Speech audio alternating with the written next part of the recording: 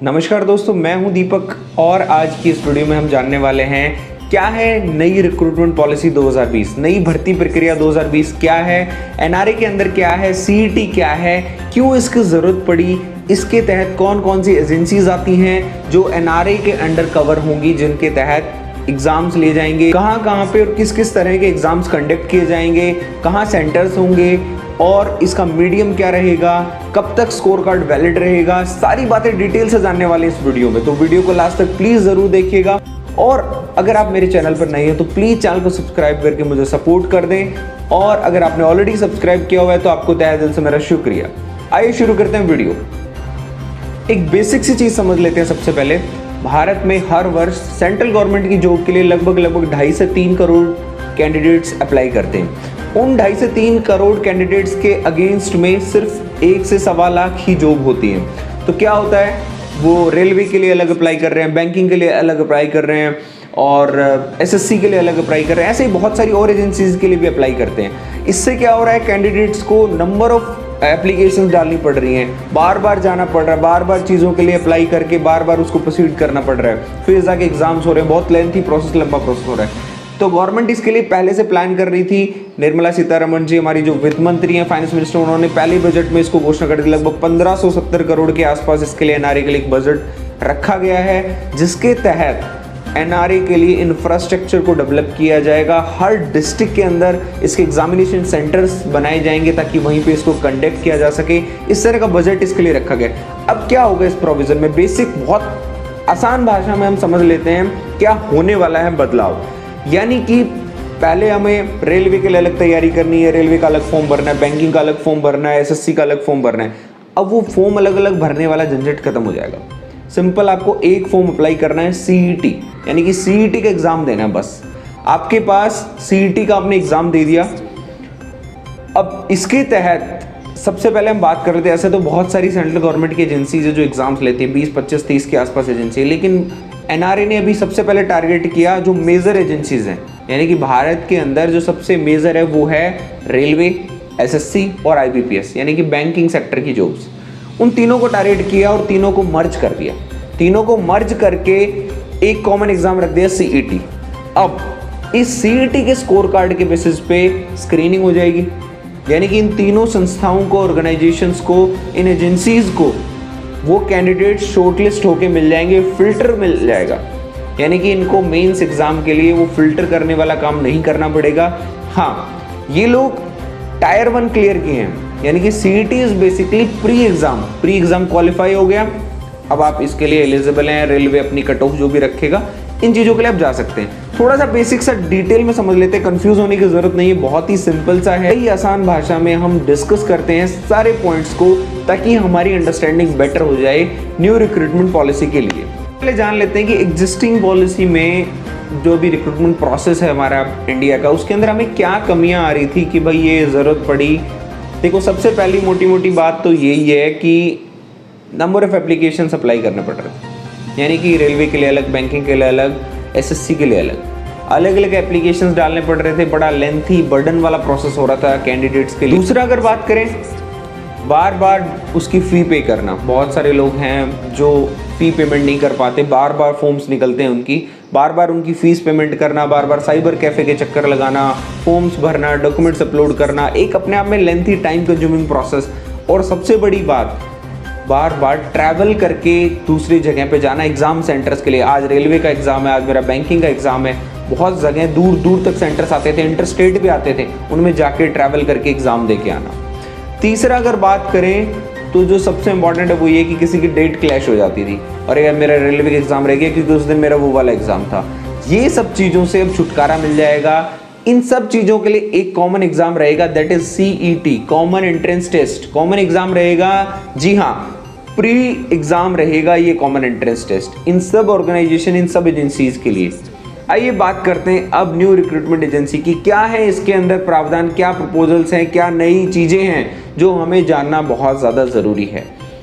सबसे पहले तो एनआरए जो ये नई पॉलिसी है, नया सिस्टम है, 2021 से लागू होगा, ये आपको क्लियर हो जाना चाहिए। यानी कि अब एसएससी सीजीएल का प्री नहीं होगा, रेलवे के लिए कोई प्री नहीं होगा, अब होगा सीईटी। सीईटी पास किया हुआ है, उसके कट ऑफ आपका मीट करता है तो एसएससी एलिजिबल हैं आप मेंस के लिए। सेकंड जो चीज़ है वो ये, इससे क्या है कैंडिडेट्स का तो बर्डन कम होगा ही, साथ में जो रिक्रूटमेंट एजेंसीज हैं उनका भी बर्डन कम हो जाएगा। उनके लिए बहुत बड़ा हेक्टिक रहता था, इतने सारी अमाउंट में इतने सारे लोगों का एग्जाम्स लेना, इंफ्रास्ट्रक्चर, उनके सेंटर्स बनाना, एडमिट कार्ड करना, बहुत बड़ा बर्डन होता था। उनके लिए भी एक सहूलियत वाला काम हो गया। सारे के सारे डिस्ट्रिक्ट में, हर डिस्ट्रिक्ट में एक एक सेंटर इसका बनाने का प्रावधान इस पॉलिसी के तहत है। जल्दी ही इंफ्रास्ट्रक्चर डेवलप किया जाएगा।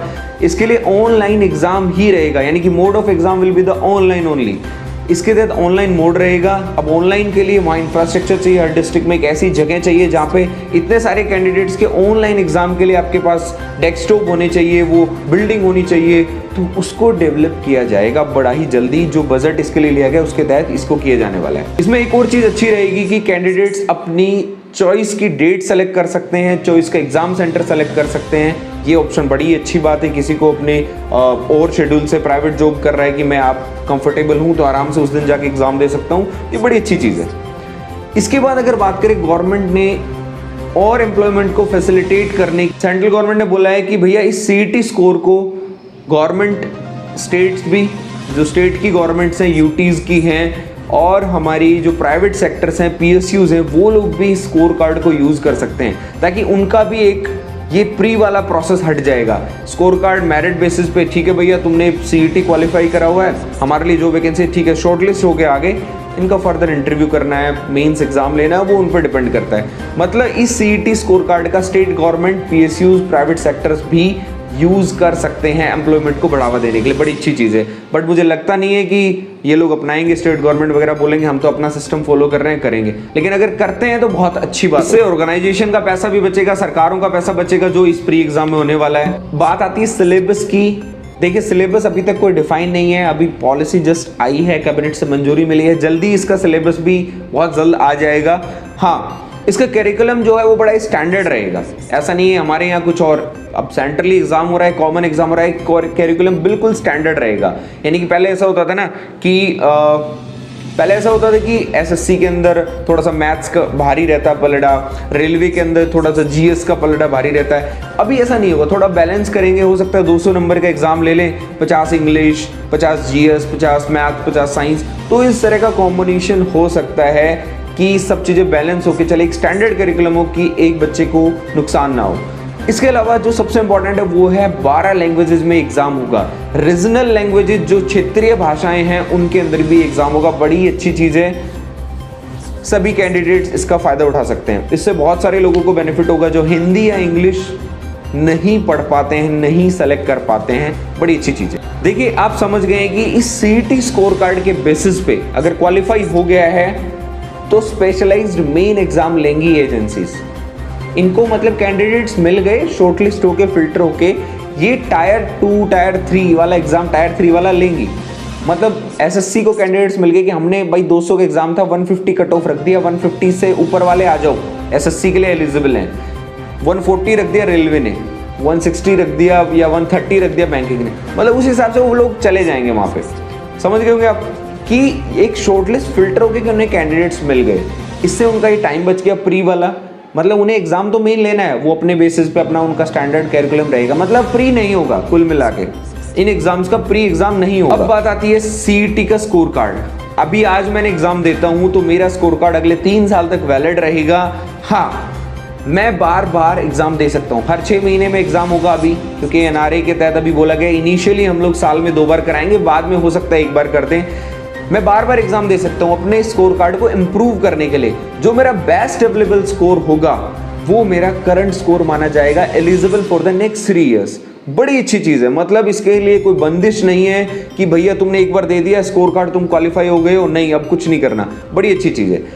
अब बात आती है अटेम्प्ट्स की, कितनी बार दे सकते हो? बार बार दे सकते हैं, कोई बंदिश नहीं है, कोई कंडीशंस नहीं है कि आपको एग्जाम बार बार नहीं देना, कि 5 बार ही देना है, 7 बार ही देना है।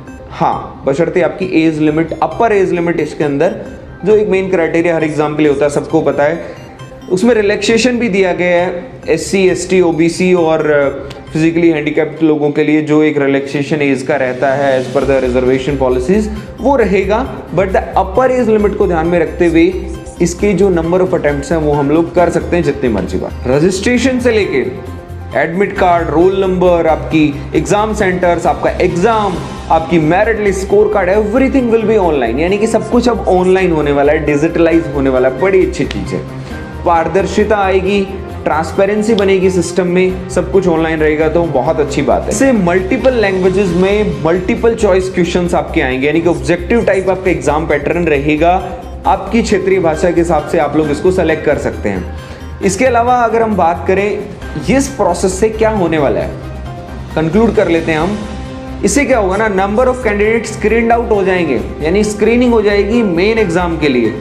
यानी कि जो मेन एग्जाम है उसके लिए जो टोटल नंबर ऑफ कैंडिडेट का ऑलमोस्ट 5% रिड्यूस होकर उन्हें मिलेंगे, ताकि उस प्रोसेस में उनको दिक्कत नहीं आएगी, इजी रहेगा और उनका प्रोसेस जल्दी हो जाए। सबसे एक इंपॉर्टेंट बात बता दूं, इसके लिए ये नहीं है, इसके 3 लेवल बनाए गए हैं, 10th level, 12th level, graduation level. यानी कि 10th लेवल के जो भी एग्जाम्स होते हैं उसके लिए सीईटी अलग होगा, 12th लेवल के एग्जाम्स होते हैं उनके लिए सीईटी अलग होगा, ग्रेजुएशन लेवल के लिए सीईटी होते हैं इनके लिए एग्जाम्स अलग होगा। ऐसा नहीं कि ग्रेजुएशन के लिए जिसने सीईटी दिया वो इनके लिए एलिजिबल, नहीं, उसके लिए आपको तीनों फिर या तो अलग अलग भरने पड़ेंगे।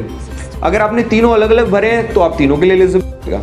यानी कि कुल मिला के अगर बात करें बहुत अच्छी पहल है। अदर कंट्रीज, फॉरेन कंट्रीज की बात करें, अमेरिका की तर्ज पर हम लोग ऑलरेडी डिले चल रहे थे, उनको देखें तो उन कंट्रीज को देखें तो अभी हमारे यहाँ सिस्टम आ रहा है। बड़ी अच्छी चीज़ है, इससे पारदर्शिता आएगी, ट्रांसपेरेंसी आएगी। उम्मीद करते हैं ये नई रिक्रूटमेंट पॉलिसी एक रिवॉल्यूशनरी स्टेप है गवर्नमेंट का, इससे कैंडिडेट्स को बहुत ज़्यादा फायदा होने वाला है और गवर्नमेंट इसको और अच्छा रिफाइन करे, बाकी एजेंसीज को भी धीरे धीरे इसमें ऐड ऑन करे, क्योंकि अभी सिर्फ 3 एजेंसीज को इसमें जोड़ा गया है। बाकी और भी सेंट्रल गवर्नमेंट की जो एजेंसीज है उनको भी इससे जोड़ा जाए। होप दोस्तों वीडियो आपको पसंद आई होगी। वीडियो आपको अच्छी लगी तो प्लीज वीडियो को लाइक कर दें, चैनल को सब्सक्राइब करके मेरे को सपोर्ट कर दें। बहुत बहुत आपका धन्यवाद वीडियो को देखने के लिए। Thank you very much.